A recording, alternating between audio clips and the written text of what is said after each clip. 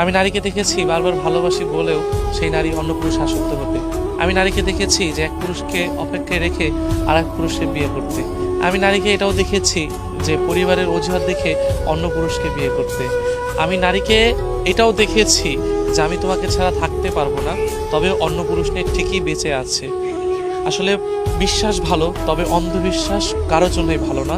সেটা আমি আগেও বলেছি, এখনও বলছি। কারণ ভালোবাসায় যখন বিশ্বাসটুকু থাকে তখন হয়তো কিছু সময় ভালো থাকে, যখন অন্ধবিশ্বাস নেমে আসে তখন হয়তো কিছু স্বার্থতার কারণে ভালোবাসাগুলো নষ্ট হয়ে যায়। সমাজে এমন অনেক ভালোবাসা আছে, অনেক কিছু হয়েছে যেটা কিনা শেষ পর্যন্ত পরিবারের অজুহাত দেখিয়ে ভালোবাসাগুলো ছেড়ে চলে গিয়েছে। তবে কি জানেন যে এই যে সত্যিকারের ভালোবাসাগুলো মানুষগুলো ঠকে যাচ্ছে, সত্যিকারের ভালোবাসা দেখে আপনি যাকে বারবার বলছেন যে আমি তাকে ছাড়া ভালো থাকতে পারবো না, পরিবারের অজুহাত দেখে আপনি যখন সেই মানুষটাকে ছেড়ে চলে গিয়েছেন, একবারও কি ভেবে দেখেছেন যে